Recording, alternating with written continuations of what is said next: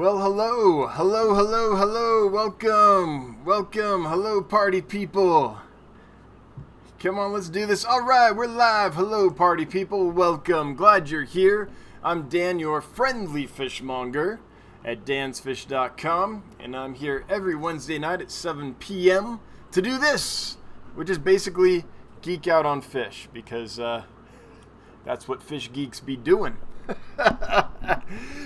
Anyway, I've got some cool stuff to talk about that I'm really excited about, and a lot of it has to do with Gills. Jonathan finished the update for the big shipping redo and product group redo and everything. Basically, Gills like 2.0, and we loaded it up on, I believe it was Monday, is when we went live with it, so it's all up and running. And the best thing is, so far, we've found a couple little glitches and fixed them, but so far, I haven't got a bunch of emails saying, hey, this doesn't work, so it looks like everything's going well, which, of course, Jonathan did it. I mean, the guy's brilliant. So, there's two things I want to do today with Gills before I get to your questions and comments. The first is, I want to show you some items on there that I think are awesome. Not items that I'm selling, but stuff that other people are selling that have been put on recently that I was just like, oh yeah, got me real excited. So I just want to show you those. And then the other thing is I want to briefly, and I'm not going to do this for too long, but briefly show you what we did, what the update is.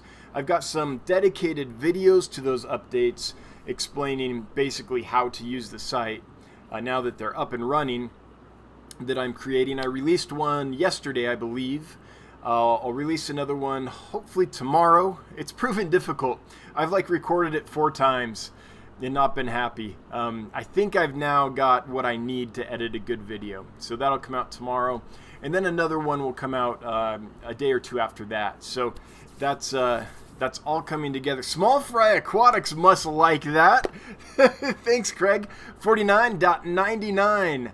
Thank you, much appreciated. Never required, but it makes the wife super happy, and thank you. That's a huge help.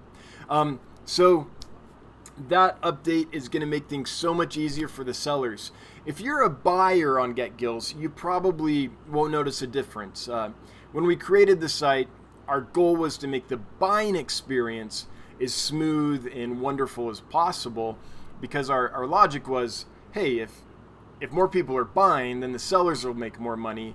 And if things are a little clunkier for sellers, as long as people are buying and they're making money, that we can address those issues later. So we've finally done that, we think. And I think that this will make the seller's experience so much easier. So we'll go over that a little bit. So those are the two things that I'm kind of going to get into. Then I'll get into your questions and comments, and we'll geek out together about whatever aquarium fish related topic you want to, whether it's breeding, importing fish, building fish rooms, keeping species that you're interested in keeping, questions about stuff. We can get into all that. Before we do that, though, the last thing before I get into the couple Gills things is the order did not come again this week. So that's been a bit of a bummer. So I'm going to try again, but I have some alternative suppliers. So if things don't come in again this week, then I will get stuff from them. I know some of you are waiting for peacock gudgeons, for example. If the shipment doesn't come in this Monday, then I'll get them from someone else. I know some of you are waiting for some other stuff that I've got a list of it. So never fear, I'm looking for it. I'm doing my best to get it for you.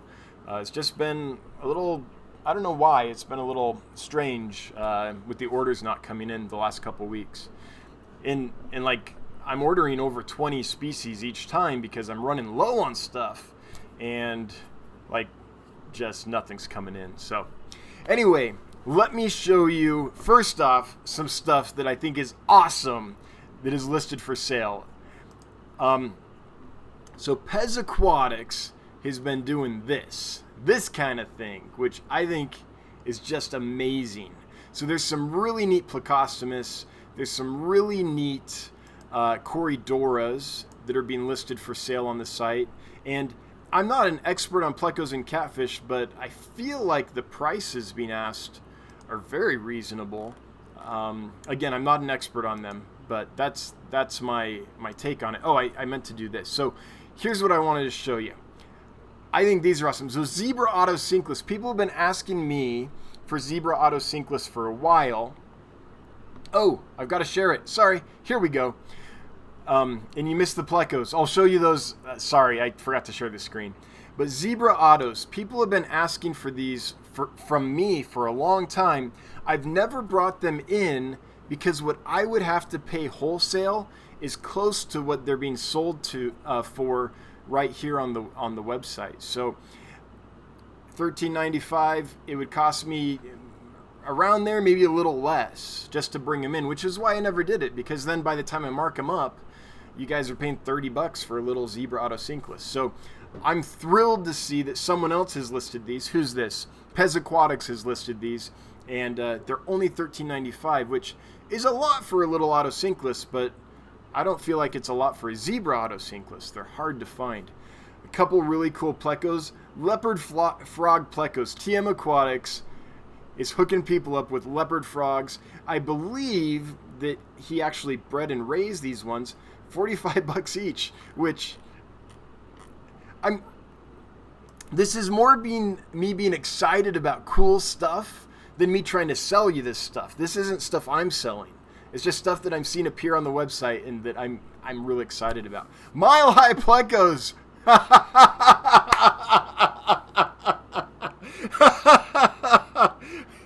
Mikey, thank you.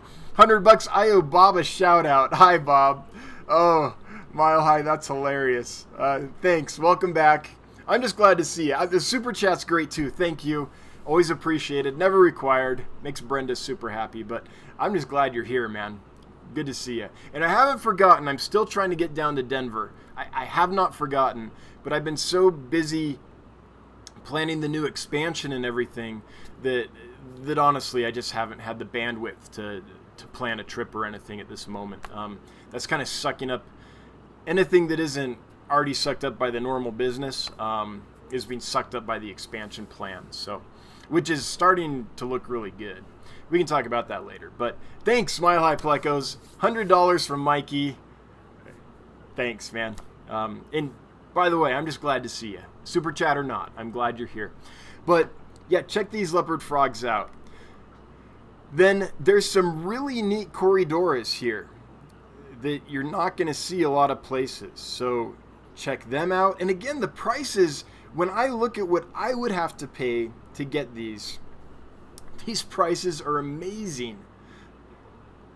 Virginia's here are $5.95. Like, to me, I think that's amazing. I don't know if I could get them wholesale for that price. That's really cool. So I don't know what Pez Aquatics' deal is. They might bring in stuff directly and therefore cut out a couple middlemen to be able to offer these prices, but it's pretty amazing. Weitzmanni, love Weitzmanni. Hard to find, and that price is really, really good. So I'm excited about this stuff. Anyway, the catfish are worth checking out. Oh, wait, there was some others here too. Let me find them. Oh yeah, here's some cool plecos. So we've got the blue Pinoc we showed you. Here's another one, an L90. Again, I know nothing about plecos, but I feel like $19 for a Pinoc is pretty good. Blue Phantoms, white Inspectors. I mean, just stuff that I'm thrilled to finally have on here. There's some great Super Reds. So there's several sellers that have some Super Reds available. JC's got some here. Here's some more here from PJ's. And I don't know, Craig, if you still have any available or not at this moment. And then the Colombian Zebra Pleco here, $27.99. I don't know anything about them, but I feel like that's a good price. TM Aquatics got his lemons on here. Or blue-eyed yellows, I guess. Sorry, I don't know if they're actually lemons or not, because I'm not enough of a pleco guy to know the difference. But anyway, hopefully that makes all you catfish people happy. that have been waiting for plecos and some really awesome Corydoras on the site. I geeked out. I saw this stuff being listed and I got really excited. So, oh, by the way, since we are talking about Mile High plecos, they're not out right now. But the Starlights are doing great, man. They're big now, and there's one that's dominant and is, I don't know, 6 inches maybe. Maybe even a little bigger, probably around 6 inches.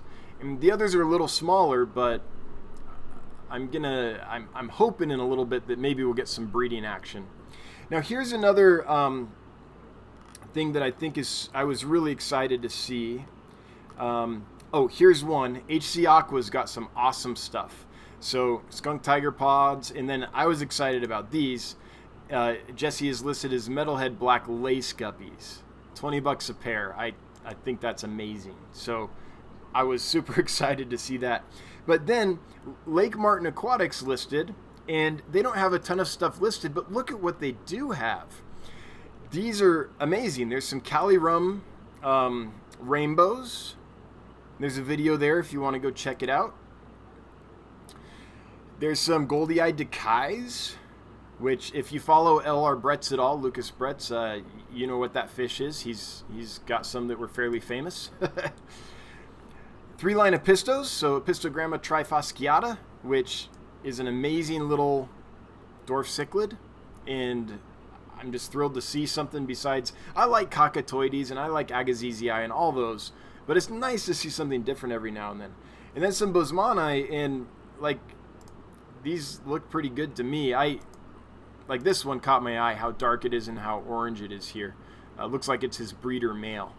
So anyway, I'm not trying to put on a hard sell. I'm not trying to promote things that I'm selling on there. I'm just trying to say there's some cool stuff there. And it's pretty exciting right now as the owner of Get Gills to see the thing take off, to see the vision start to come full circle, and stuff that I've wanted to be listed there for a long time is starting to list up. So I'm just happy. I hope that excites you guys too. I hope that it's cool to see it coming together on your end. All right, looks like Mile High. Thanks, Mikey. Gonna lose service on vacation in the middle of nowhere and loving life. Are you in Gillette, Mile High? Woo, catch y'all later. Plecos are cooler. All right, thanks, Mikey. I hope to be able to get down to see you again soon. It's things are a little crazy right now, but hopefully that'll happen pretty soon. All right, so that was the cool stuff. Now I'm going to show you some of the updates. So this is really only going to affect sellers, trying to make it easier for sellers. So anytime you're a seller and you need to get something done in your store, this little button here is your friend. This little My Store button, click that. Now we've done something really cool, which is we've made the product groups better. And this is basically just some examples that I did, because this is my faux account, Jane Doe's account. Let me get out of there and get into my real account. Sorry about that. Just a sec. This is gonna be boring. I have a Jane Doe. If you ever see a store called Jane Doe on Get Gills, that's my fake account for when I'm testing stuff or making a demonstration video, things like that. So just one moment here. Sorry about that. I forgot I was on that account. Okay, here we go. So anyway, the My Store tab is your friend. So if you go to product groups now, there's a couple things that are different. You'll see this here, this free shipping area down here. That's now live. So I have a group that is called free shipping, and basically I haven't got every product on there yet. By the end of the day tomorrow I probably will, where if someone buys something of $100 or more from my store, they will get free shipping. And I'm not showing you my store to promote that or try to get people to rush out and buy stuff from my store. I'm just doing that because it's already live on my store, and I don't know any other store that has it yet because we just released it on Monday. But it works now. It's up and running. So if you have a threshold to where you would like to let a fish or an item have free shipping to promote sales or make your customers happy, then just put whatever that amount is here. It might be 25 bucks, it might be 50, 100, 200. It just depends on the item and the margins you're working under and all that stuff. And then you can add items to that group, and once that group hits 100 bucks, shipping will be free for those items. If they don't hit 100 bucks, then the customer can still just pay regular old shipping, and not a problem. They can say they only want to buy 25 bucks worth of fish from me. That's fine. They can do that and pay for the shipping, and they don't have to spend 100 bucks. But if they do, they get the bonus of the free shipping. So I think that'll make customers really happy, and I think that'll help sellers get more sales if they're able to take advantage of that. So that's one thing in the groups. The other is, it is now every item for sale pretty much is in a group. So there are, now you have to have a group in order to sell something. And that's just because before what happened is we had some things would be in groups, some things would not be put in a group and they could be sold other ways, and then some things could only ship by themselves. And so there were basically 3 separate systems operating at the same time on the website, and it's just super confusing. So we made it so everything has to be in a group. So if you're a seller, and your stuff it wasn't in a group when this update went out on Monday, then we basically made a default group for you called like default 1 or group 1 or something, and put all those things in that group. So they're in a group now. It doesn't change anything for you, but if you want to change the title of that or create different groups and split that up or anything, you can. Okay, so that's one big thing, is the free shipping thing. And now things have to be in a group. So basically, if this is clicked up here, then that's things that aren't free shipping. If you click something down here, then it is free shipping, and it also shows up here, because if they don't meet the minimum for free shipping, then they can still get the item by paying for shipping. Okay, we don't want to make it so people can't buy stuff. Okay, so let me show you another change. I'll go back to my store. And I'm almost done. For those that aren't interested in Get Gills stuff very much, we're almost done this part. Hopefully it's interesting to people, but I could see how someone's like, man, I don't buy fish online or sell online. When are we going to talk about like how to breed fish? We'll get there. So these are all my products. And let me show you the change here. Okay. Actually, let me find a product that is lower down on the list so that no one tries to buy it while I'm doing this. Let's do this one. Okay, so right now, this is all kind of messed up. So what happened there? Oops, did I screw something up on my groups? I might have. Hang on. Hang on, sorry about this. What did I have here? No, that's fine. Okay.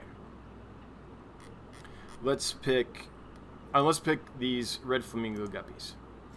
Okay, right now they're in the regular shipping group, so they can ship with any other thing that I sell. And take them off that just to show you something real quick. They're also in the free shipping group, so if you buy something from that group, whether it's these or these and a mix of other stuff that are also free shipping, it'll combine into that. I'm going to remove that just for fun real quick. What I want to show you is this. This is a change. So you have to have your things in a group or they will not be listed for sale, right? So right now no one can see this is for sale because I removed both the groups. So these currently are not attached to any shipping methods, so they're not for sale. I can add a group, right? And then I need to put in how many of these can fit in a given box, right? So I can do that. Now I can sell them again. If I take that away, they're gone. right? Unless, here's the only other way you can get them for sale besides a group. Let's say that you're shipping rocks and you don't want to put the rocks in with any other items because they're big and they're heavy and they're going to crush the fish or break through the little food containers you're selling or whatever. In that case, we can click this option.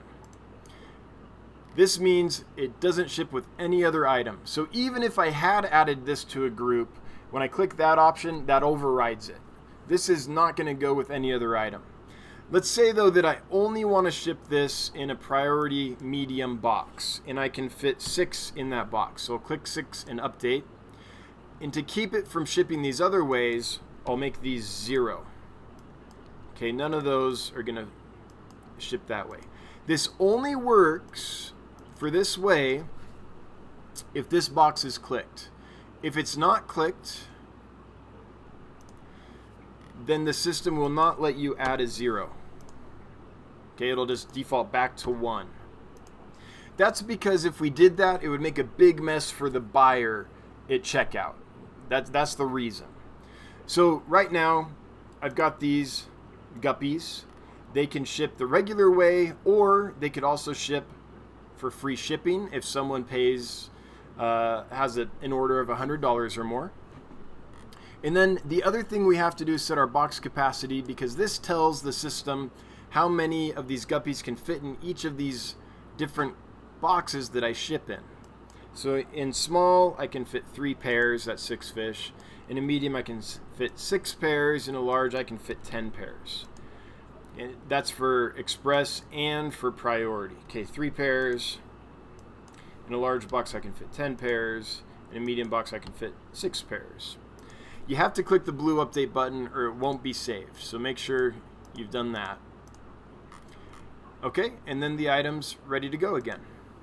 So those are the changes. Basically, we took away, we made it so that instead of 3 systems there's only 1 system, and it's grouping. So when you create your shipping methods, let me show you that. And we won't go through that all the way, by the way. But when you create your shipping methods here, that is telling the system how you ship fish, the methods you use to ship fish, whether it's priority or express or FedEx or UPS. Maybe you do a small box and also a medium box and a large box, all that, okay? And when you do groups, it tells the system how to pack the fish at checkout. So it helps the buyer at checkout know which fish can be sent together because they're in the same group. Or maybe you have a fish that can be shipped in more than one group and they can pick how they're packing their box at checkout. So those are the changes. That's what Jonathan has been working on. And we're really excited about it. I think it'll make it simpler for the seller. Because you make a group, you say, great, this item ships in the way that this group ships. And then all you have to do is put in your box quantity. How many of those items can fit in each box you're sending, each type of box, and you're done. It's that simple. So I'm hoping for you sellers that that'll make it easier for you. I'll be releasing that detailed video about how to make groups, I think tomorrow. I've been working on it pretty much for a couple days, and I'm just not happy with it yet.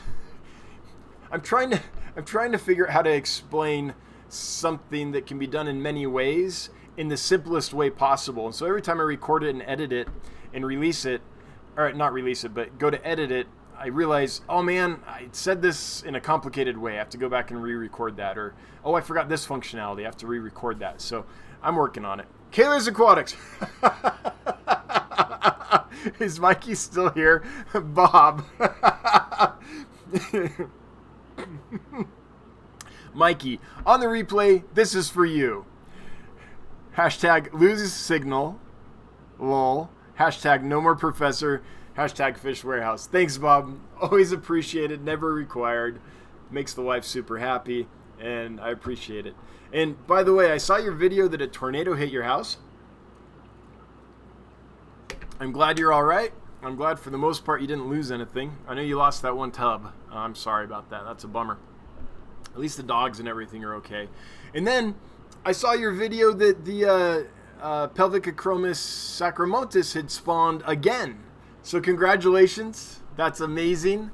For those that don't know, that's a Caris species. It's a dwarf West African cichlid.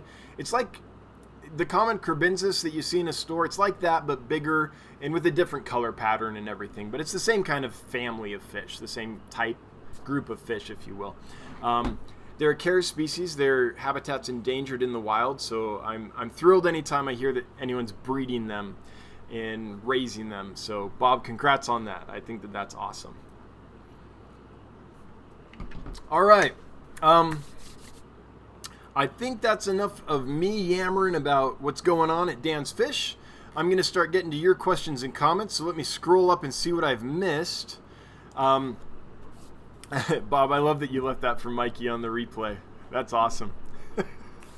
That's fun.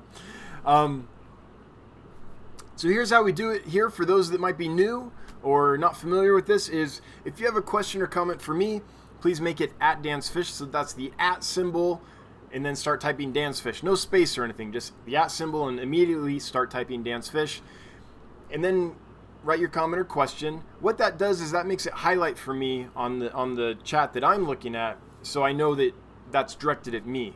There's a lot of folks chatting in the chat about lots of things, and I don't want to waste time basically reading through all the stuff that isn't directed at me. So to make good TV, if you would help me, make it at Dan's Fish, it'll highlight, then I can get right to it without all the downtime of me having to read pages of chat that aren't actually for me, okay? That's how we roll.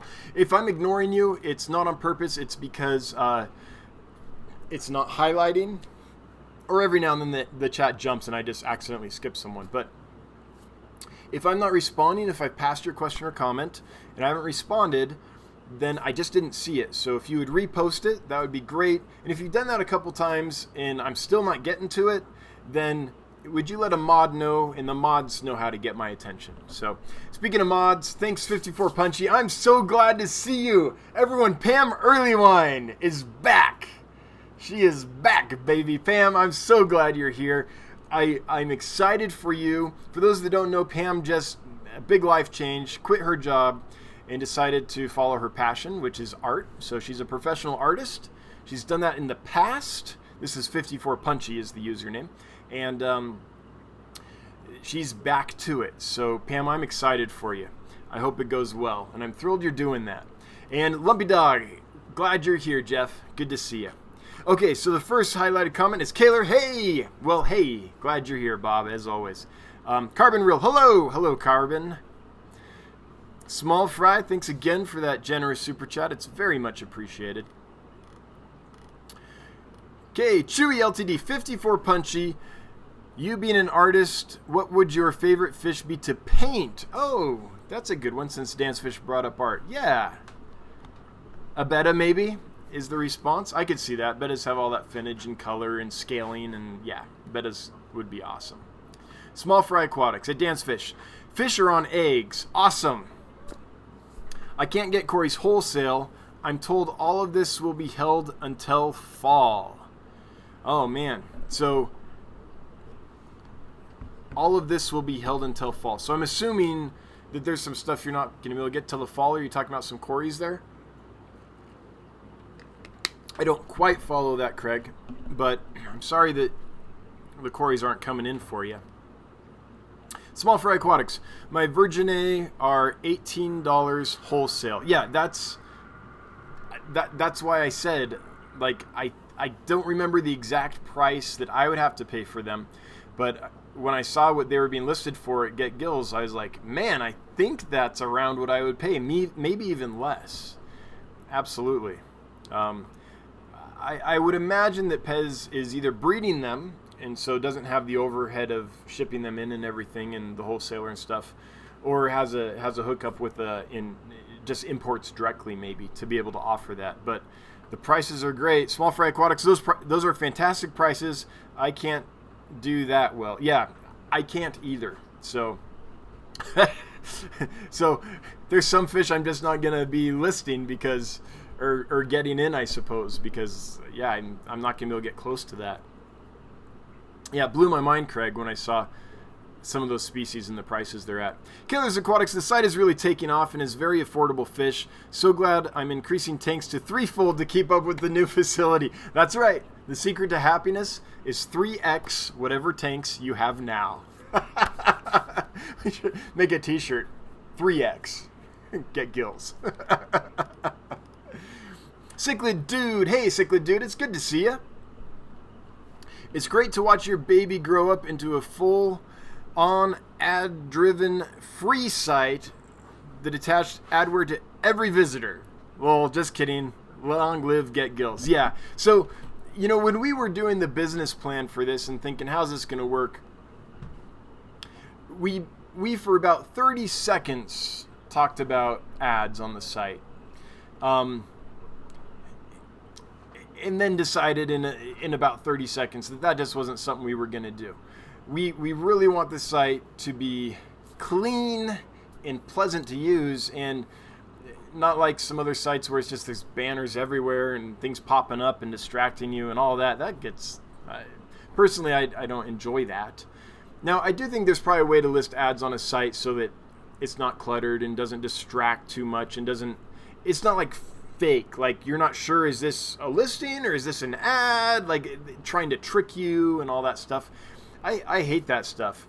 It's like the junk mail you get. It's like in the pink envelope and you're like, man, this looks serious. And you open it up and it's like trying to scam you into paying for a, I don't know, credit check or something. Penis enlargement. I don't know, whatever they're doing, all kinds of stuff. So I don't like that kind of stuff. And so we decided not to junk it up with ads. Now, so far we haven't needed to, and it's growing, and I think we're going to be fine.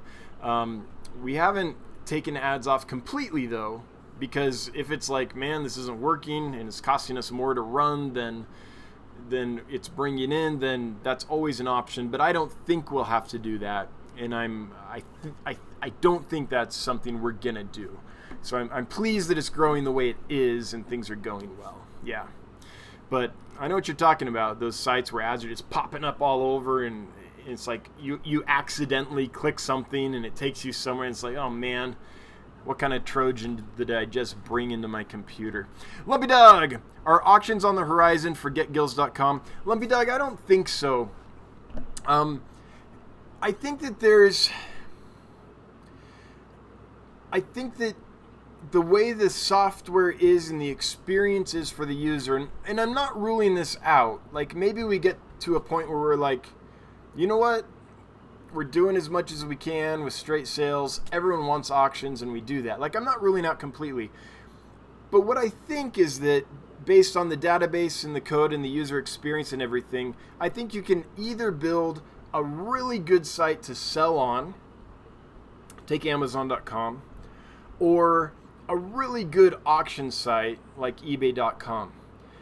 I haven't seen any that do both really well. Like, I know you can buy stuff on eBay, but to me the experience when I go just to buy something and not bid on something is a lot cleaner and better on Amazon than it is on eBay. And as someone who sells, when you go to sell on eBay, there's all this extra stuff. If you don't want an auction, there's all this extra stuff you have to go through, and vice versa, right?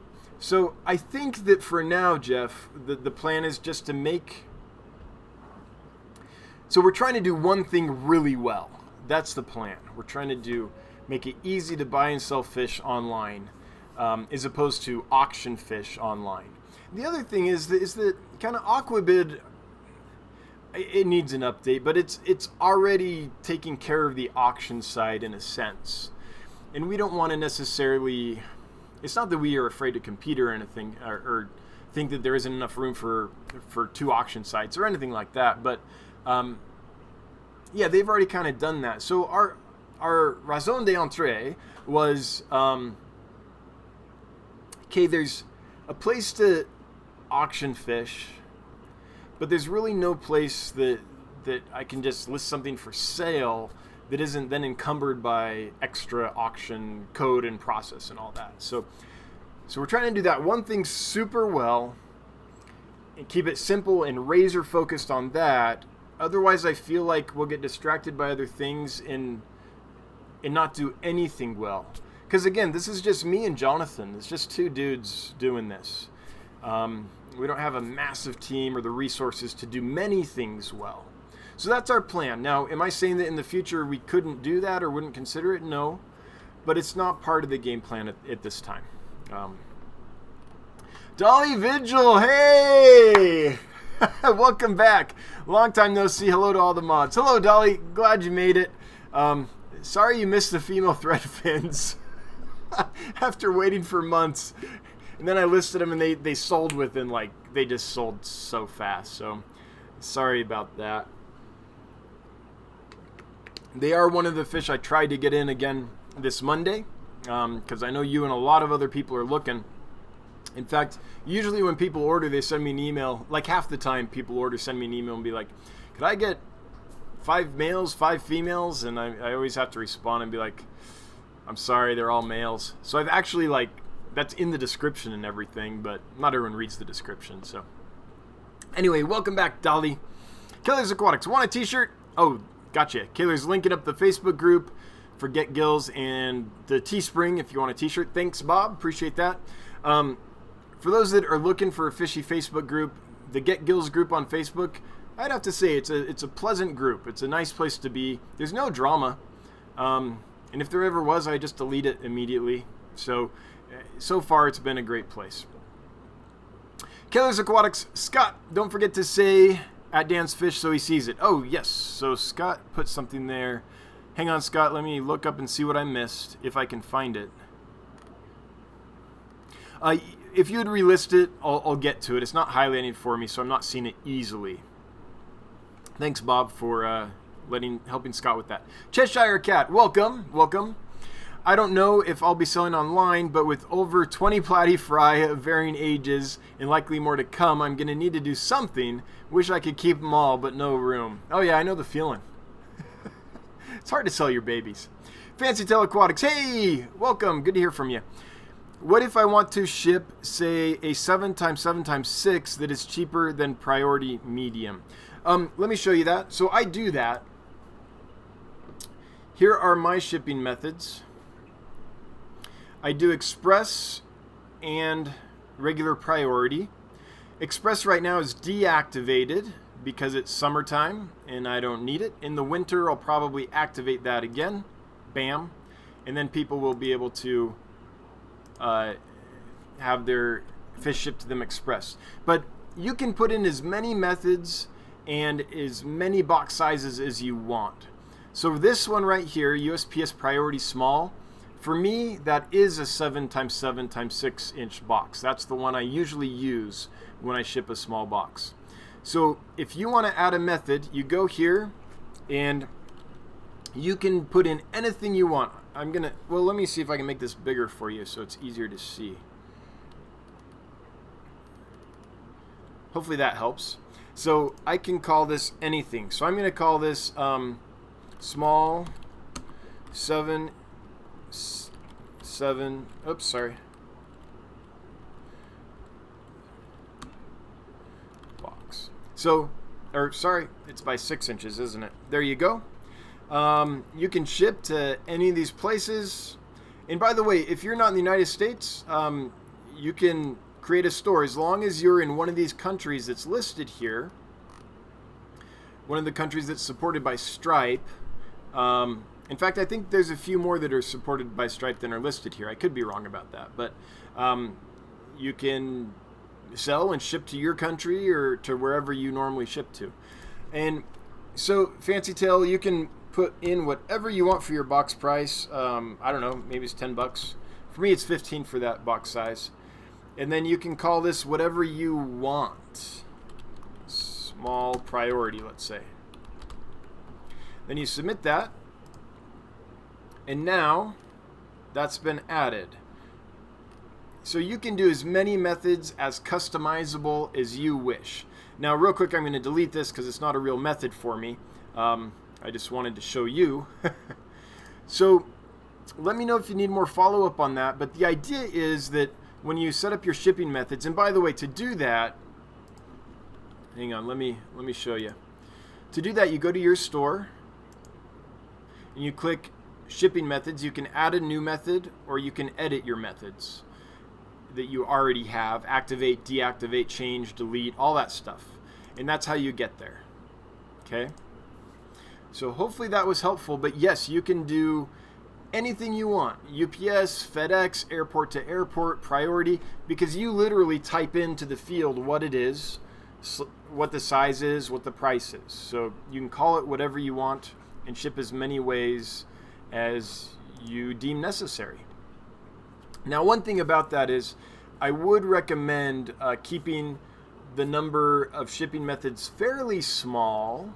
Like, you don't want to do 50, and the number of groups fairly small. Again, you don't want to do like 50, because if you have a ton, then at checkout, your buyer is going to see, okay, I'm buying, I don't know, white clouds. And then if there's 50 ways to ship that, they're going to have to select from all 50 to choose how they want those shipped. And that could be just too much work. So if you can keep their options to between 1 and 4 options per fish, that would probably be a better experience for your buyer. And the better experience, the less friction we can create in the buyer's experience, the more likely you are to get a sale. And that's always in the back of our mind when we're creating these systems. How do we make it so that the buyer has as easy an experience as possible? Because then you as the seller are more likely to successfully have that transaction occur. But good question. And yeah, that 7x7 by 6 inch box is amazing. I really like that size box. Okay, just got to Kaylor's reply super chat to Mikey. So I'm at the $151 super chat. Thanks again, Bob. If you're wondering where I'm at in the stream, the chat stream, the chat thread, whatever, that's where I'm at. 54 Punchy. I'm just so glad you're here. Pam, it's so great that you can make it. I'm glad your life is freed up a bit. Everyone make sure to put Dan's Fish so he sees it. Yep. Hi at Dan's Fish, by the way. So glad to be here after a long time not being able to make your streams. I get it, though. You got to work. You got to pay the rent. I get it. But I'm glad you're here. And more than that, I'm just glad you're doing what you love. And I wish you all the success. I'm in the same boat. I'm trying to do what I love for a living. I'm sick of, doing stuff that stresses me out, and I'm not, well, this can be stressful, don't get me wrong, but it gets me up in the morning and I'm excited. I really am. That's the kind of life I want. If I have to spend 40 to 80 hours a week at a job, I want it to be something that I enjoy. Hydro Guys Aquatics. Hi, Dan's Fish. I watched your fish room tour video and I loved it. Thank you. You said you wanted pool filter sand but couldn't find it in Sheridan. Ace Hardware can order it for $12 for 50 pounds and it's clean stuff. Thank you for the tip. I'm going to write that tip down because I do have, hang on, got to get a pen. I do have an Ace Hardware. That is good to know. Pool filter sand. So for those that don't know, I live in a small town in Wyoming. Every town in Wyoming is small.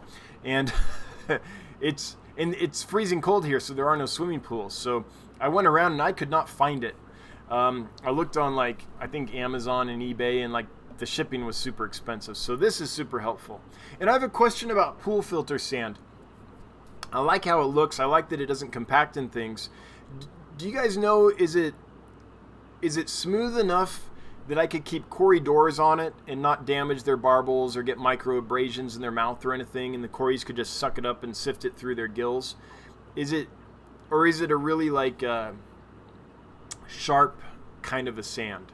I like how it looks, but I'm planning in the new warehouse to have a section for cories, and all those tanks are going to have sand in them, just because how these cories behave in this tank with sand versus when I used to have some of these skunk cories in this tank and some of them in a bare bottom tank, and these guys were just so much happier in the sand that for me it made me decide I'm just going to keep cories in sand from now on. So pool filter sand is one thing I'm thinking of doing for them, but I need to know if it'll damage them. If it won't, then I'm going to use it. And if it will, then I'll just do the play sand. That's really fine, and they do well with that. But I like the look of that filter sand, and I like that it doesn't compact. Cheshire Cat, I accidentally killed 3 big, healthy, month-old platy babies with my stupidity. Oh, we've all... Our inner idiot has won out for all of us from time to time. I'm sorry to hear that. I cried so hard. And 1 4-month-old platy had dropsy pine coning. Very upsetting also. Oh, I'm sorry, Cheshire. Hopefully, I mean, it's hard when that stuff happens. Hopefully, though, it's like, okay, I know what went wrong, so now I can do better in the future. Hopefully, at least it was a learning experience. And I don't mean to say that in a way to, like, degrade or make the experience less, like, important or potent or anything. But just hopefully there's something positive that we can take out of that. But we've all been there. We all have an inner idiot that sometimes we just do stuff. I'm there with you. 44 Mad Guy 1. Are you going to stock more species of fish in the warehouse, or are you going to do more breeding? So it's... Okay, the ultimate dream is... By the way, I've crunched all the numbers for the warehouse, and it's looking really good. So I'm basically where I'm at on that. Before I answer your question, is just for those who want to know where I'm in the development of the new warehouse I'm going to build. Is I've got the plans out. I've crunched the numbers. On paper, everything looks great. My gut says this will work. I'm excited about it, so I'm pulling the trigger and going for it. Which means I'm crunching numbers, and then I'm putting a deck together, and I'm going to go out and raise funds. So I'll be doing some fundraising for it. So that's the step we're at. The plans look good. The numbers all make sense. I have enough practical experience in the industry. You see tons of business plans, right, that are all going to work. But we all know that most businesses fail in the first 1 to 5 years. Like, I think it's 90% or something like that within 5 years are gone. Even though on paper they probably looked great. So, but I'm pretty confident because it's not just paper. I've been doing this since I was 14 years old, so I have the experience and stuff too. I kind of have a sense for this industry and how things actually roll off paper. So I put all that into the paper, all that experience, and it looks like it's going to work well. So I'm creating the deck, putting together a pitch for investors, and then I'll go raise some funds. That's where we're at in that process. And it's not the kind of business where I'm going to be able to go to, like, I don't know, Sequoia or some big venture capital firm and be like, hey, you want to invest? Because what those people are looking for is like, I want to put in $100,000 and then I want to get a unicorn and 5,000x my money within 3 years, like Uber or Airbnb or something. It's not that kind of thing.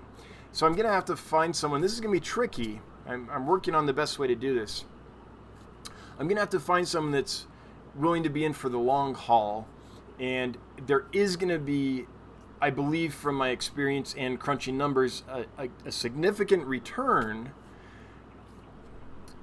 once it's at scale, basically.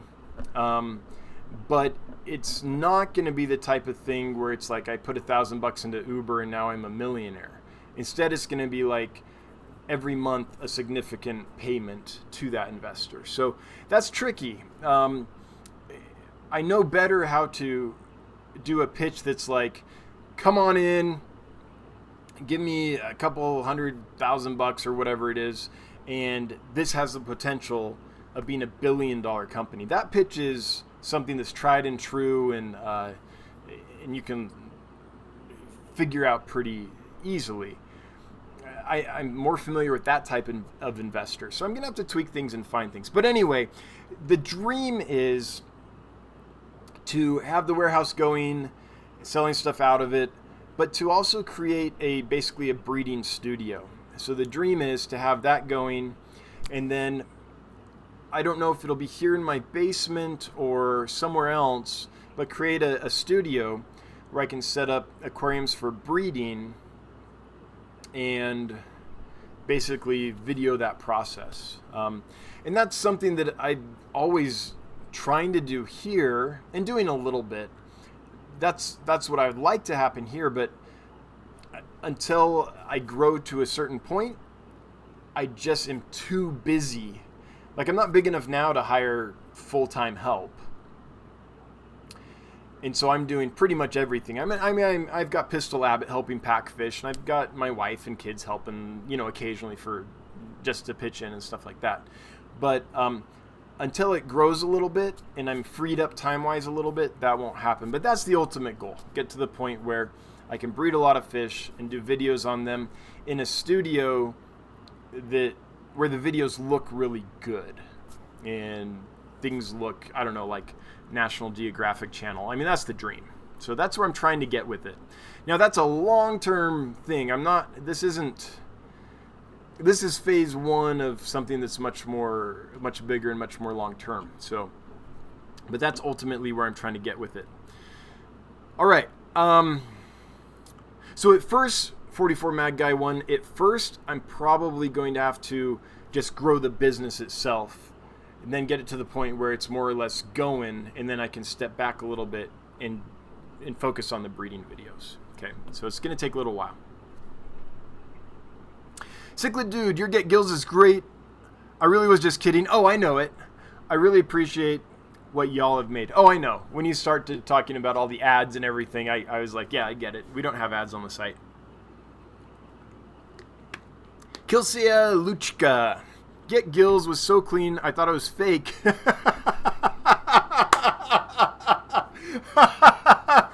Oh, we made it too clean. That's funny. Get Gills was so clean, I thought it was fake until I realized it was owned by Dan's Fish. Oh, that's funny. I'm going to have to tell that to Jonathan. He'll get a kick out of that. Thanks, Kilsia. That's a great compliment. Dolly Vigil. Looking for a small fish that I can keep in a 4-gallon tank that's not a betta. Is there anything out there? Chili rasboras, don't know what else. So what I would look for, chili rasboras might be okay.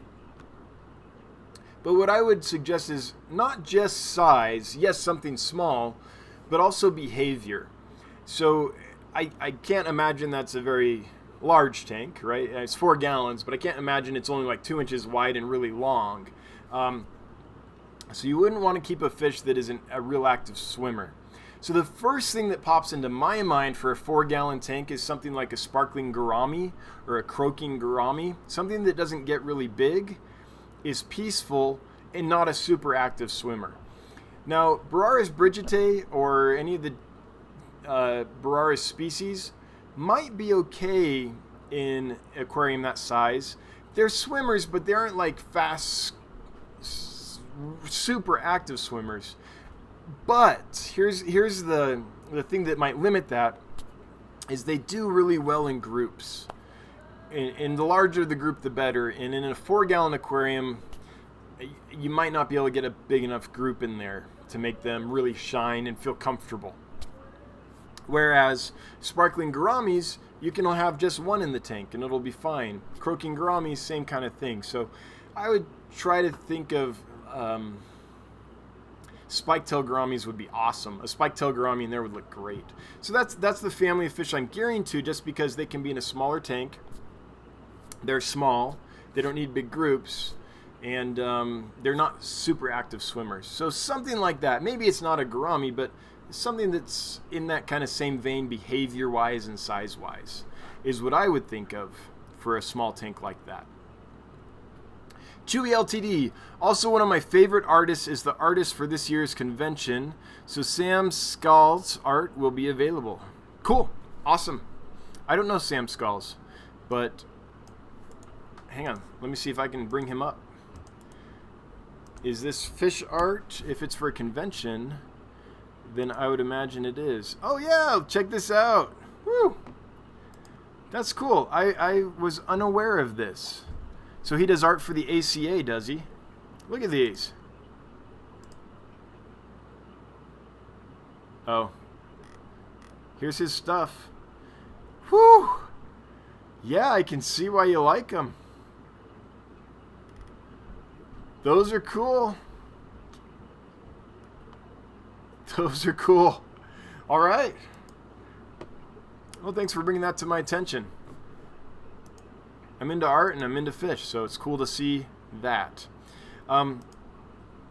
46 watching. Oh man, if you haven't liked or shared or any of that, then now's the time. Feel free. We were up at like 55, now we're down to 46, so we could use a share if you guys wouldn't mind.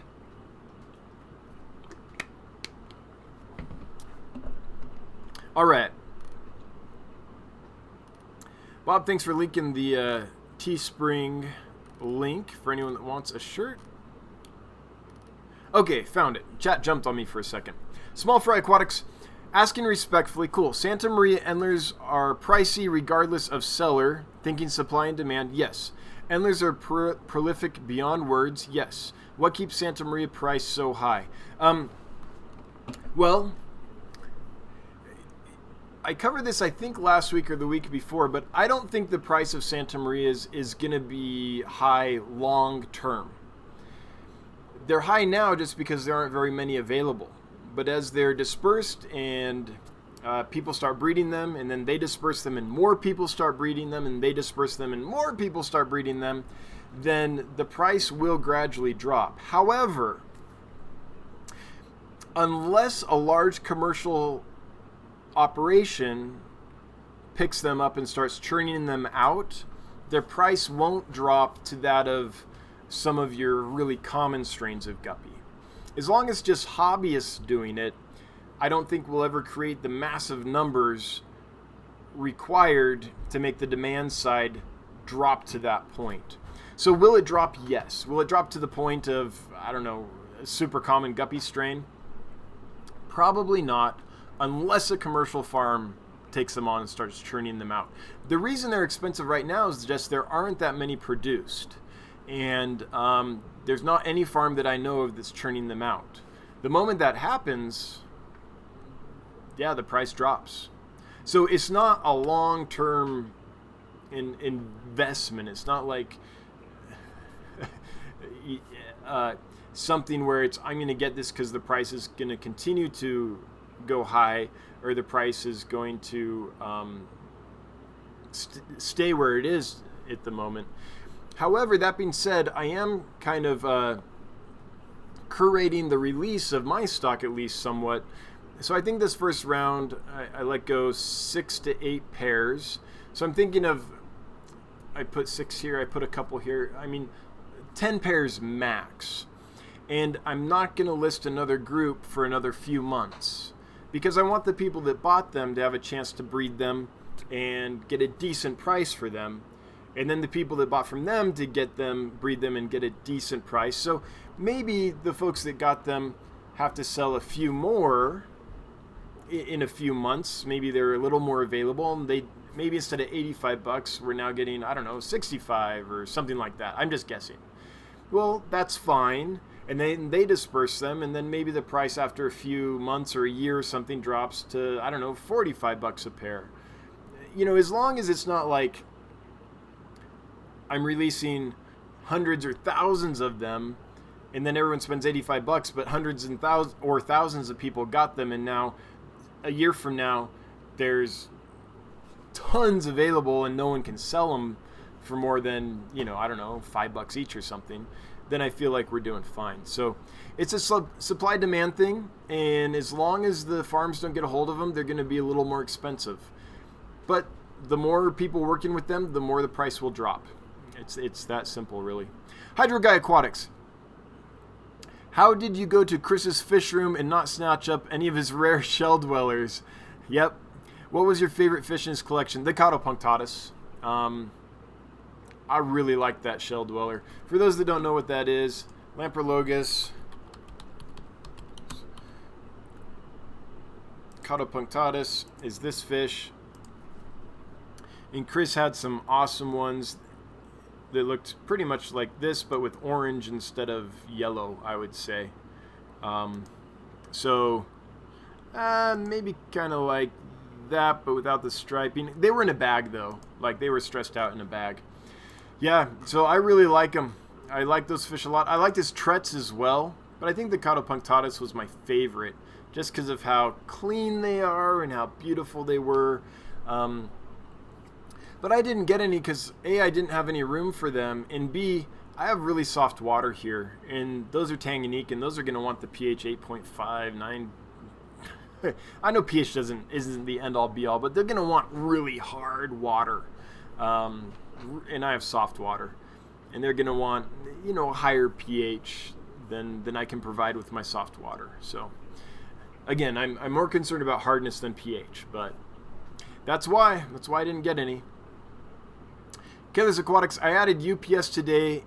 Good. I know you've had trouble with USPS, and I'm sorry about that. Like was it like 3 shipments that were, it took 9 days or something like that, and it wasn't just one thing, it was like 3?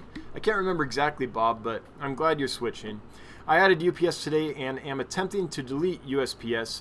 I saw the point you made about not having the things you wanted deleted attached to a project, so I tried to remedy that unsuccessfully. Okay, let me walk you through that, Bob. Let me show you. So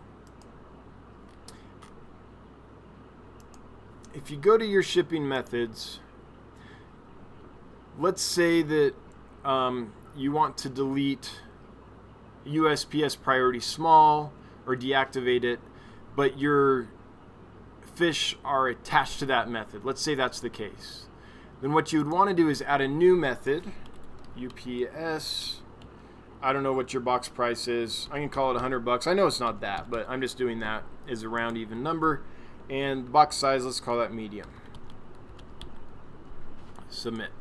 Okay, now I've got this UPS medium box size. Okay, so you've set up your new method. Now if you go to your groups, click on my store, go to your product groups, pick the group that you're trying to change that for, add USPS medium, or UPS medium. Now that's added. So now there's another way for that group to ship besides the one you didn't want to use. Let's pretend those aren't there. And you just have these two. Right? Now you could delete that one. I'm going to put those back just because that's how it actually is on my store. Go back to your store, edit your shipping methods. Now you should totally be able to deactivate that or to delete it. I'm not going to delete mine because I'm actually using it. In fact, I'm going to delete this one right now because it's just an example. But basically, Bob, if you create your new shipping method, then the next step is go to your products, attach the shipping method you want to replace that group with to that group, click that one. And then when you go back, since there's more than one way to ship that group, when you go back, it will allow you to delete the one you want to delete. Okay? So you have to create the shipping method and also add the alternative method to the group you're trying to alter the shipping for before the system will let you do it. Otherwise your items won't have any shipping method attached to them. Bob, hopefully that helped. If it didn't help, let me know, and I'm happy to get on a video chat. You can share your screen with me through like Google Hangouts or Facebook Hangout. We can share screens, and then I can walk you through it while we're looking at the screen. That's a really easy way to explain it and help someone out. So I'm happy to do that if my explanation I just did is not sufficient. Or we can email back and forth, however you want. I'm happy to do phone calls and things. Basically, folks, I'll do whatever it takes to help you be successful on Get Gills. If you're trying to set up a store on Get Gills and don't know how and all that, I'll call you, I'll do a video hangout with you, I'll email back and forth with you, whatever works best for you. In general, though, I have found that if we can do like a Google Hangout or a Facebook Hangout, and I can actually share a screen with you, that tends to be the most efficient way because we're both looking at the same thing and can actually click the thing and make it work right there. Okay? TM Aquatics, pool filter sand is Corridors approved. Thanks, TM. I appreciate that info. Corys are fine on pool filter sand, says Lumpy Dog. Great. I think I'll do it then. I think I'll do it. All right. Hydro Guy Aquatics. I keep Corey's on pool filter sand and it's great. Awesome. That's what I wanted to hear. Michael Wilson. I use pool filter sand and it is not sharp. My Corey Concolor. Whew, talking too fast. I'm going to slow down. Hang on. Got my slow down juice. My Corey Concolor spew it out through the gills consistently and their barbels are perfect. Okay, this is awesome. This is why I love this community. This is what I wanted to know. Chewy concurs.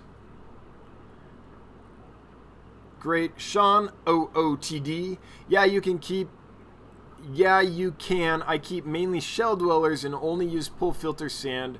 My fry are in it all the time. Awesome. Sounds like I'm going to do that then.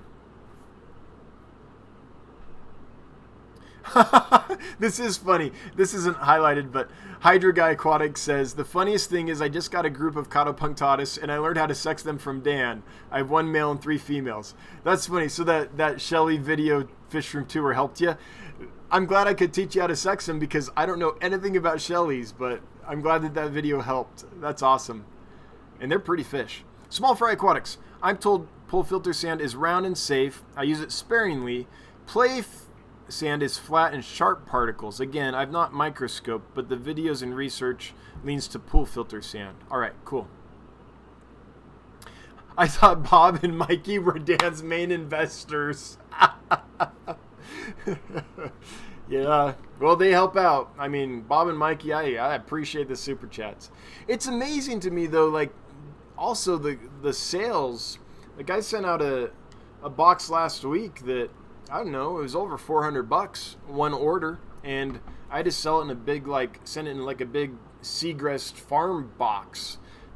It's a big order. So every now and then something comes through and it's just like, oh, that's so nice. I mean, I appreciate the like $15 orders and stuff too. It all helps. But yeah, for super chats, Bob and Mikey, customers, I've got some big customers that order regularly. So, oh, by the way, for those that are into business, I crunched some metrics, and I'm really happy to say that about 30% of my orders are repeat customers. So what that means, I hope, is that most people that buy on Get Gills and buy from me have a good experience. And if 30% of my orders are repeat orders, that means we're doing something right. So that was really nice to get that number. That being said, I did screw up this week. I mean, everything ended fine, but I shipped a box somewhere. They wanted it held for pickup at the post office. I totally blanked on that and didn't write it on the box, and so there was a little scurry at the end there. I ended up calling their post office and having it held and all that, and it all worked out. They got there. They got them. It all worked out. But, man, I do my best, and generally things go well, and generally when there's mistakes, it's not on me. But this week, that was totally on me. So I gave him a little refund to say sorry, but every now and then, 30% are reordering. Every now and then I screw up though, and I'm like, oh, I bet I just chased that customer off, like, despite my best efforts. But yeah, it's growing well, and so right now my customers are my main investors, and yeah, anyone that super chats, that's helpful too. Never required, and I'm not begging for them, but it all helps. 44 Mad Guy 1, 64 watching. Hey, welcome. Does that mean Corey's done? I'll know pretty soon here. Or maybe everyone shared and we got a big spike. Thanks everyone for being here.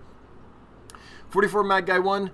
Cool, hope it goes well. It's going well right now. We'll just hope it continues. I get to the end of every month and I'm like, hey Brenda, my wife. I call my wife and I'm like, hey, we made it. We got one more month. I can't wait to grow to the point though where it's not that kind of month to month, like on the edge kind of thing. It's tenuous right now, let's say that. But the expansion, that is going to end the tenuousness. I've just got to get the funds together to make that happen, and I think things will be pretty stable from that point on for everyone involved in that venture. Killers Aquatics, is there someone that can help with fish pics and or vids, a student project or such? So Yes, and that's on my business plan. That's my first hire. So as soon as I have the warehouse built and stocked and everything, my first hire is going to be I'm getting a Jimmy. I'm going to be looking for a Jimmy basically. And I've thought about doing like the student route or a part-time thing and all that. But I really think I've run through the scenarios and things, and I really think it's going to be more beneficial to bite the bullet and hire someone to do that full time, because they'll be there, they'll be invested, they'll know what's going on in the company because they're there all the time, as opposed to someone that just pops in occasionally and I have to catch up on what's going on and here's what we need, and they'll know the story day to day that way. So that's my first hire. I'm gonna there's other hires I need to make as well, but my first full-time hire will be a Jimmy. As it stands right now, I mean, I'm always going to be flexible, but that's the plan. Cheshire Cat, my grandma said that also about the fry loss being a learning experience. I'm hoping my dropsy platy will pull through. Well, I'm off to class for 3 hours. We'll catch the replay later. Yeah, Cheshire Cat, I mean, it's small comfort, but hopefully it's just one of those things in this hobby. There's times when we do things wrong, and that's how we learn they're wrong or don't work how we thought and all that. And it sucks when things go south, but then we don't do it again, right? Yeah. So anyway, onward. And I hope you have a good day in class. Okay. Trying to say this right the first time. Icarian Fish Nerd. That's what I'm going with. Icarian Fish Nerd. Is Ivan Akara Adokita so rare? Can I put Java Fern, Anubias, or Val in my Mabuna tank? Well, let me look at that one. I'm not so up on the Malawi cichlids. Let's look at it. I know a thing or two about them. Oh. But this one I don't know about. Oh, so this is not... Okay, when you said Mabuna, that made me think that this must have been like a Malawi. But you're saying that you want to keep it with Mabuna? Is that right? So, I'm sorry to say that I don't know anything about this fish specifically, but if it's one of your typical Akara type species, then you could probably do Java Fern and Anubias with them, because those are rhizomes that you can attach to large rocks and wood and things. So even if there's a little digging, they probably won't be dug up. Can you put them in with your Mabuna? Maybe. Those Mabuna, though, in my experience, will eat through pretty much any vegetable matter that's there. So could it work? Perhaps. But I would do some testing. I've seen Mabuna eat all those plants, but then I know that there are some aquariums I've seen that have Mabuna in them that have like some val growing and things like that. So I think it's a toss-up, and I don't have direct experience with it, not a lot anyway, but I have seen Mabuna eat pretty much every plant, but some people pull it off. And as far as your question about that Ivan Akara species being so rare, I don't know. I don't know anything about that fish. I wish I could help you more, but that's the honest answer. Tech Turtle, I'm back. Welcome back. I'm back. Tech Turtle, any luck on puffers yet? Nope. I looked. They're not there. There's a supplier that I get a list a couple times a week from them because they get stuff in all the time. Still nothing. I'm sorry. The moment they're available, I'll be ordering like 50 of them. Dolly Vigil. Hey, the video on Get Gills about the croaking gourami does not work, just in case. Thanks for letting me know. I will fix that.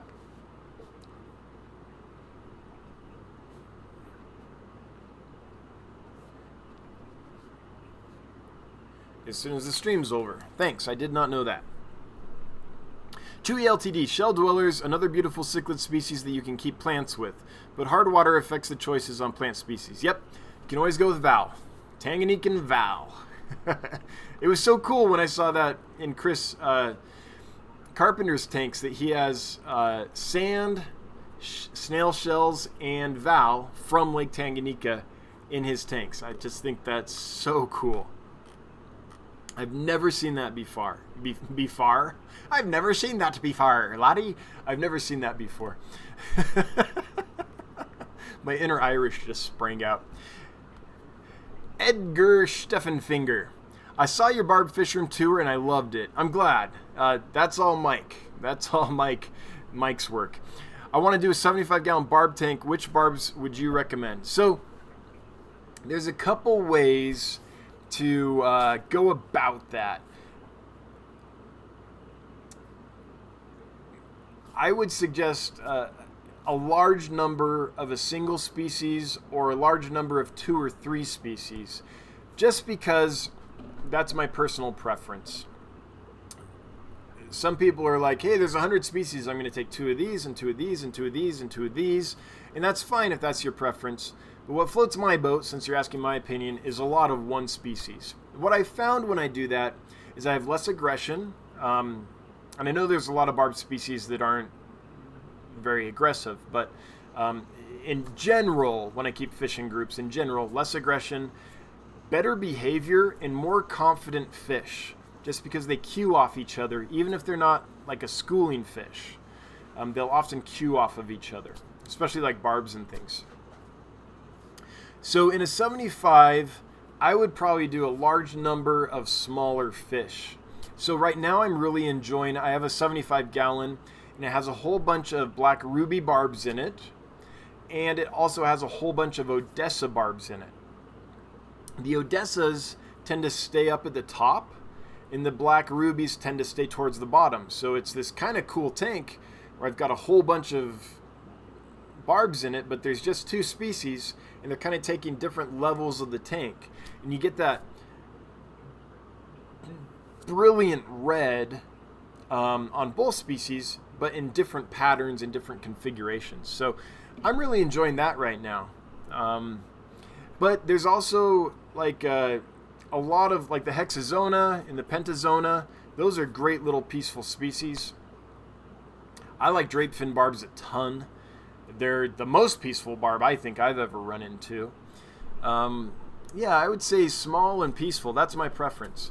Now you could say, no, I want to get like a dozen clown barbs. Clown barbs get 5-6 inches. They're brilliant. A group of a dozen would, or 12 to 15 would look awesome in there. Unfortunately, I'm out. I used to have a bunch for sale. I'm out right now. But if you could find them, that would be another way to go too. But those are my thoughts, Edgar. It's hard to... Everyone's got different preferences, though, so it's hard to know what you would want to do. But that's what I would want to do. EM Corey just finished. That explains why we have 66 watching. Thank you all for being here. Appreciate it.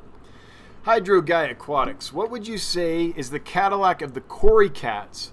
I really want a nice high-end Corey. Well, those Weitzmanni that are here right now, I would call a Cadillac. These guys.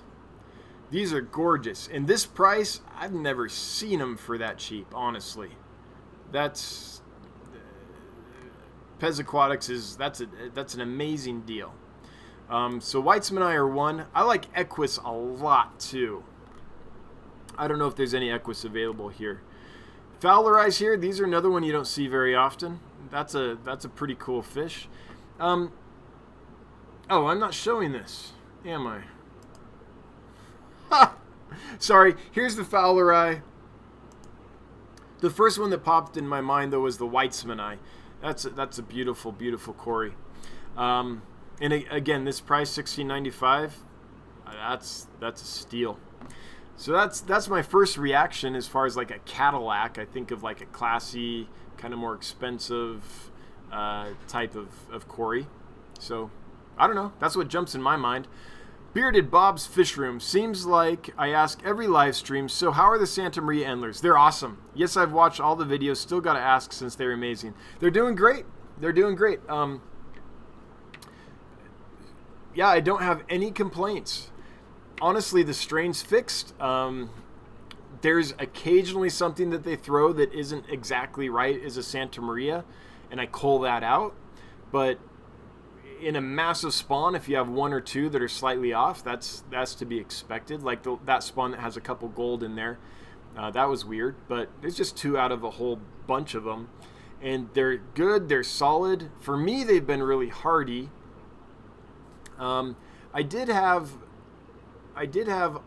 I shipped some and I had a loss, which was weird. So I don't know if, but I've shipped, of all the ones I've shipped, I've only had, I think, 1 loss, 1 arrived DOA, and then 1 that passed away a few days after it arrived. And I really think that was an anomaly. For me, they've been pretty rock solid. So I don't know what happened in, if I screwed something up in that accidentally, or what happened in that shipment. But for me, they've been rock solid, and I'm really enjoying improving the strain. It's good now, like it's a Santa Maria, but I'm enjoying breeding in the red upper and lower sword quite a bit. So that's the next step. But they're doing awesome. Thanks for asking. Cichlids23, how many red arc pencilfish and how many Epistoborellii, Borellii is how I know that fish, would you recommend for a 29 gallon? It's going to depend. Okay, I'm trying to remember if Borellii is, which I'm probably saying wrong, but that's how I've always said it, is a harem spawner or not. I think they are. Real quick, in order to answer this question, I have to find this out. Okay. Okay, yeah, I believe those are a harem spawner. I had to refresh my memory. In which case, it depends. In a 29 gallon, for a harem spawner, if you have like a visual barrier in the middle that kind of comes up in the middle of the tank and keeps this side from seeing this side, then what I would do is 2 males with a barrier with a bunch of hiding spots in a group of females. So if you did that, I think you could get, and it's well planted and stuff, and there's those barriers and lots of places for everybody to hide, and the tank's well seasoned, and you know how to keep fish, and you're not going to have an ammonia spike and all that. I don't know, I'd say a dozen. That would be my thought. Couple males and like 8 to 10 females. I think that would be awesome. In my experience, Borellii have been fairly hardy and not all that aggressive, has been my experience with them. So that's my thought. If anyone in here has a different thought, I'd love to hear it. If you're like, oh, that's crazy, here's what happened when I tried that, let's let Cichlids23 know. And because every tank's different and the dynamics are really different. But that's what I would do.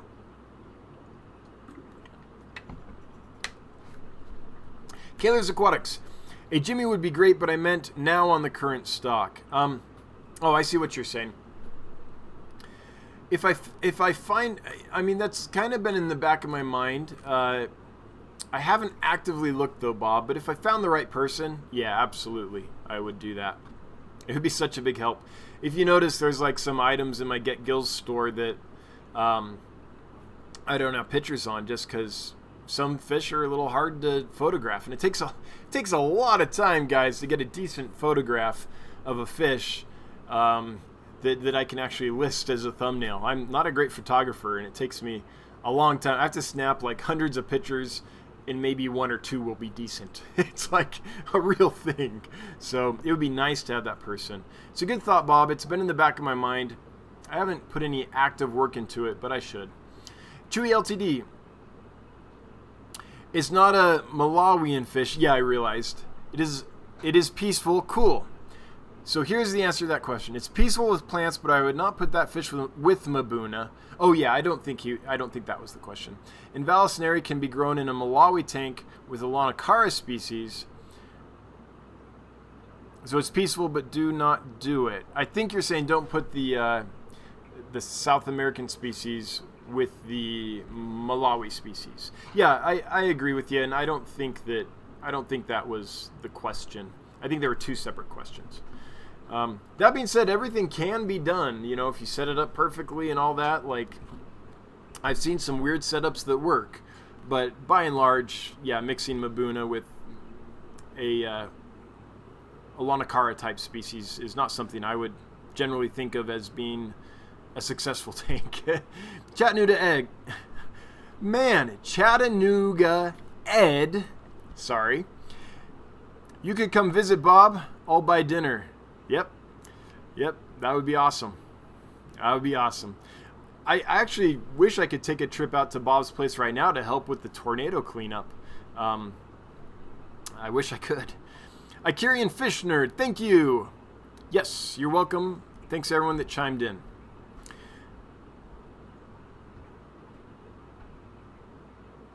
I'm in. Oh, Bob's in to dinner. Yep. All right.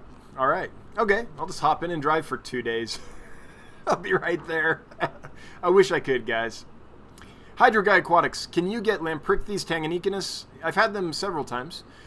You're the killifish guy, so work your magic. I want some, and I'm tired of waiting to get some from my friend. So, I've had them several times. I love that fish. They're amazing.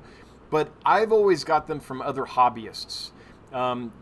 That's one of the perks of being a member of the American Killifish Association, the AKA. It's only like $30 a year, and there's lots of AKA members that keep that fish. So I don't know of a supply where I can just like call up the wholesaler and be like, hey, send me a group.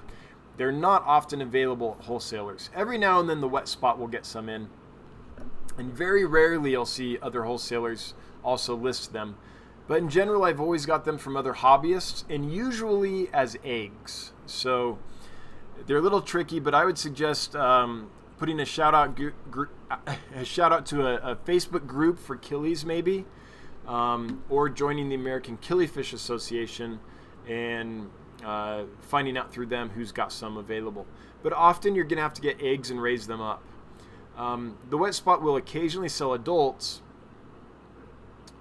but if I had a choice, I'd rather get eggs than adults. Adults can be tricky to ship and to acclimate to new water sources. They're an amazing fish. Long tank, at least 4 feet. More would be better. Like 6-foot tank would be even better. They are super fast swimmers. Think a rainbow fish mixed with a Danio. Like big kind of rainbow fish body and Danio speed. Well, they're not that deep bodied, but anyway, I think of them as kind of that. Really fast, active fish. I would paint the sides and the back of the tank probably black because they will spook and they'll rush right into glass and sometimes knock themselves out. So that black paint will help with that, prevent that. They're a crevice spawner, so you take a yarn mop and you kind of braid it like I would braid my daughter's hair. Put a rubber band every couple inches to keep it kind of tight together, and they'll inject their eggs in kind of the crevices in the braided yarn. And then you can collect them out, undo the rubber band, and like rinse that yarn mop out in a container of water and get all the eggs, or pick the eggs out. Really hardy eggs. The fry are large and easy to raise, but it's just a patience game. But yeah, they're amazing. Lamprichthys tanganicanus. For those that don't, I assume everyone here knows that fish, but if you don't, this is the Tanganyikan lampi. Beautiful fish. Gets like, 6 inches, maybe 5-6 inches, somewhere in that range. Like this beautiful blue dots all over with this beautiful yellow active big fish. Just awesome. I hope you can find some. But I'm not going to be able to supply you with them. I'm sorry. They're just not that available. Aquarium Maniac, have you ever read the book Exotic Aquarium Fishes by William T. Ennis? Have I ever? Yes, I grew up on that book. That book, Axelrod's like breeding aquarium fish. Like I think it's a 5-book series. Axelrod's Atlas. Atlases, he does a ton. Banches, Atlases. Oh yeah. Like so. My godfather for fish is Jim Forshey, who owns the Aquatic Bookshop. So as a teenager, I grew up in, and every chance I got, I was over at Jim's Fish Room, and he had a bookstore on his property, and I would literally be able to go in there and read any book I wanted anytime. So I grew up smothered in fish books. Really cool stuff. Yeah, that Innes book is a classic. Reel's Tanks. Hey, Reel. Glad you're here. By the way, Reel has bred some amazing angelfish. If you've been following this channel, you've kind of in the chat kept up with that. Fry NATO, he had so many, we dubbed it Fry NATO because there was a massive amount of angelfish fry. And now they're available for sale at getgills.com. So if you want to buy some of Reel's stuff, they're available. Dolly Vigil, $4.99. Thanks, Dolly. I appreciate the super chat. Never required, always appreciated, and makes the wife super happy. This is for all those who have never seen anything, be far. Have to go now. Thanks for all the info. Be far. Well, thank you, Lottie. Ginger Graves, got my fishies today. Awesome. They're in their tank and doing well. The dwarf neon rainbows have colored up. Those chocolate gouramis are beautiful. Ginger, thanks for ordering again, and I agree. I love those chocolate gouramis. I hope everything does well long term, and yeah, that was a cool order. I liked your mix. I think that's going to be some cool stuff to watch. Thanks again. I appreciate you returning as a customer. Joy's Aquatics. Hey, good evening, fish fam. Well, hey, right back at you. Willkommen. Chewy Ltd. Since you brought up AKA, American Killifish Association, are you familiar with the artist? Yes, Ken. Yes, I know Ken. So Ken does a lot of artwork on killifish, and it's amazing. And if anyone wants to check his stuff out, just Google him. It's pretty cool. They also give away these awesome like sculptures as prizes at the AKA conventions. It's beautiful stuff. Terrence Blanton. Dang, I'm late again. Terrence, tardiness is not tolerated. Off to the principal's office. Come on, go. No, I'm joking. Welcome, Terrence. I'm glad you're here. Terrence is never late. He arrives precisely when he means to. Or she. Chewy Ltd. The Lake Tanganyikan killifish is very hard to ship. Yeah. They ship best as eggs or as juveniles. That being said, people tell me that it's impossible or really hard to ship adult rainbow fish and that I shouldn't do it. I've been doing it for years and I don't have losses. Like, they're as hardy for me as any other fish. I'm sure there's a way to ship the lampricthes successfully. It just probably takes some super extra care, but that's been what I've heard too, Chewy Ltd. So I tend to ship eggs and juveniles. I mean, there's probably a way to do it, but I haven't discovered it yet. Bearded Bob's Fish Room. What do you feed in the fish room? Don't think I've seen that. So, to me, variety is the key. And I know some people only feed one or two types of food. L.R. Bretz is famous for his tetracolor granules, and it works for him. But I've always hedged my bets, if you will, nutrition-wise, with variety. So I feed cobalt flakes. I feed PE mysis shrimp pellets. The PE mysis, because I love the nutrition. I love the way they act in the water. They don't cloud the water and all that. The fish love them. And I love that they're controlling an invasive species. So PE mysis is made from freshwater mysis shrimp that have become invasive in a lake where they're not native. They don't belong in this lake.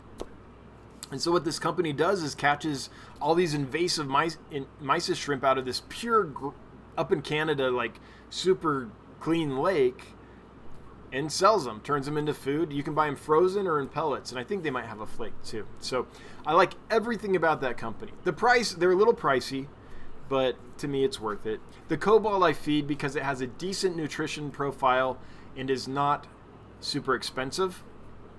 And then lots of frozen foods, brine shrimp and bloodworms, and lots of live foods, fruit flies, baby brine shrimp, sometimes some like microworms and stuff like that. So I also feed a little bit of HBH flake because I bought a bag to try. I don't really like it. Once I feed that out, I'll be done. And some HBH pellets. I tried those because they're a smaller pellet. Don't really like them. When I'm done with those, I won't restock those. And I feed a lot of Repashy. Now, a secret with Repashy is when I'm mixing it, I'll often put fulvic acid in it, which, in my opinion, really helps the fish out a lot. So that's kind of my thing. I just rotate through those foods and feed a variety.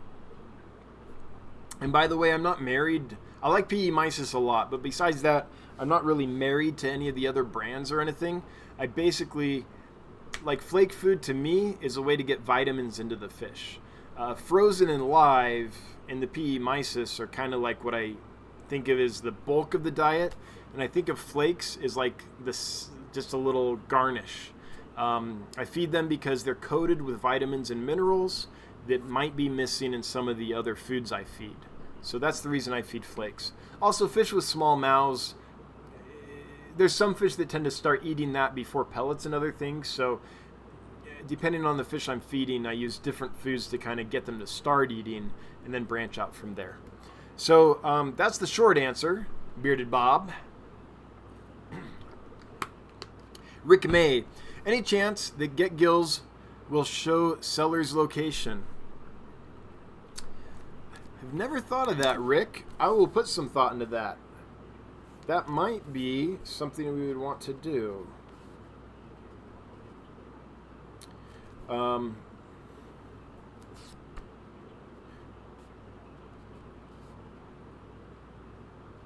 I mean, we wouldn't want to like pinpoint it too much. Like, we wouldn't want a Google map that says, here's their house. Because most of the sellers on Get Gills, a lot of them anyway, are just, hobbyists that have fish in their home and sell some extra. And we wouldn't want to say, hey, here's where Lumpy Dog lives, everyone go. We wouldn't want that. But there might be a way to show, like, the state or something like that. At this time, if the seller doesn't list it on their store profile, if they don't, like, type it out and let you know, then it's not listed. Or maybe zip code would be good. Like, here's the zip code. The good thing about the site, though, is that if say the seller lives in the United States and is selling to the United States, there's no like scaled shipping. If I'm in Wyoming, if I ship to Utah, which is one state away, the costs are fixed. So it's basically just fixed cost shipping. So I charge someone in Florida, in Maine, and New York the same as I do someone in Montana, Idaho, Utah, which are super close to me. So knowing the location isn't necessarily going to like help you pick what's the best deal shipping wise or anything like that. But it might be helpful because maybe it'd be good to know, hey, they're right next door, so the fish will get here quicker or something like that. So it's a good thought. I hadn't thought of that, Rick. Thank you for putting that in my brain. Chewy LTD. That is good to know. All Ken McKenna's, and I can never say his last name. Sam Schultz and the artist Paul Archer of Archer Airbrushing all know each other. Paul did the mural at the Vancouver Public Aquarium. Yeah, and we have to add to that group Pam Earlywine, who also does amazing stuff, and Patricia. Patricia does some cool stuff too. Full Moon Aquatics fulvic acid drops. Basically, I'm trying to help the fish expand their consciousness. Ginger Graves, I completely forgot to mention the gorgeous Crebensis. Yeah, aren't they something? I mean, I really like them. So there's several kinds of Crebensis, folks.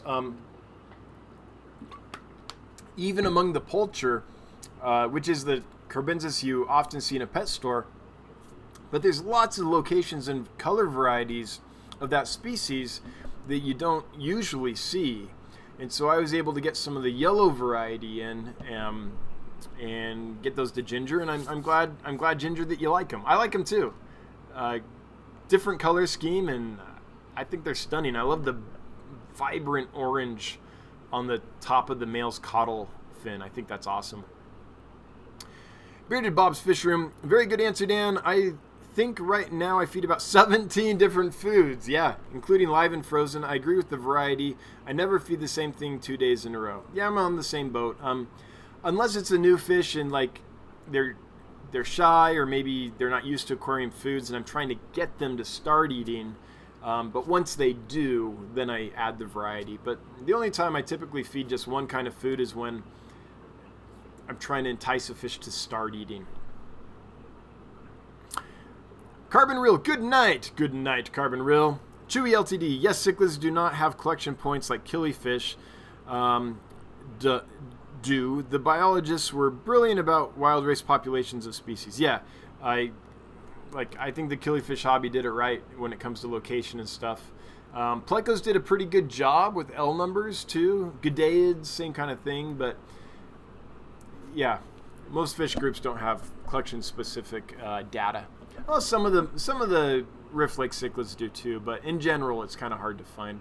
All right, folks, it's 8:41. We've been going for an hour and 41 minutes. My mods have been working hard. It's probably about time to give them a break and let them get back to their lives. So if you have a question or comment that you just really want to get responded to right now, go ahead and list it. We'll take a few minutes, run through the last of them, and then we'll call it a night. So that's what we're going to do. Edward Rodriguez, all fish are doing very well. Are off the med trio and swimming together. Edward, I'm thrilled to hear it. I'm glad they settled in for you. Yeah, last week no losses. This week so far no losses. Like, things are going pretty well. Oh, and for Patricia and anyone else that was wondering, I did order the Phase 22 packs. I think those are going to be the ticket for shipping to super hot states like Arizona and stuff, especially as the summer rolls on and the temperatures continue to climb. Those should be here soon. And so if you live in a really hot area, I might be testing those out on you. I think they're the right answer to shipping in hot weather. So those are coming. All right. Oh, Leslie's Fish Room. Dan, my betta NSA are settling in well. Awesome. Thank you for the recommendation of adding the killifish and catfish to help. Yeah, cool. Yeah, I found that they like some neighbors. Nothing that's going to conflict with them directly, but if it's not in their zone and not too active, it can help bring the NSA and other wild type bettas out for sure. Thanks for the stream, says Bob. You got it. Bob Kaler's Aquatics, what's the cost of those cold packs with shipping? So I found a place. In fact, let me share it with you. Someone shared it with me. I forget who, but thank you, whoever did that. Let me show you the company I ended up getting them from. Was Reptiles to You. I got them in a 20-pack. 20 is $66.95, which isn't bad. But they're coming from New Jersey, and I had to pay for the shipping. So with shipping, I think they're going to cost me about $4.50 a pack. So they're not cheap, but it's probably worth it. The problem with the ice packs is, while they're in my neck of the woods, I always fear that the fish are going to get too cold. There are a few weeks here where it does heat up, and I'm fine with using ice packs. But like right now, or like a few weeks ago, I wouldn't have been comfortable putting a typical cold pack in just because it was cold here. I think it snowed 2 weeks ago. Something like that. And so I didn't want to chill the fish, but then they get to Arizona and it's perfect, but while they're here, it's not. So I think the Phase 22 is right because they don't start to really change phase until in the mid-70s, low 70s, 72, I think. 22 degrees Celsius is when they change phase. So that is a much better solution. I think it's all theory. I'll try it and we'll see how it goes. But yeah, about $4.50, Bob. Lumpy Dog snacking on breakfast cereal straight out of the box. That's the way to do it.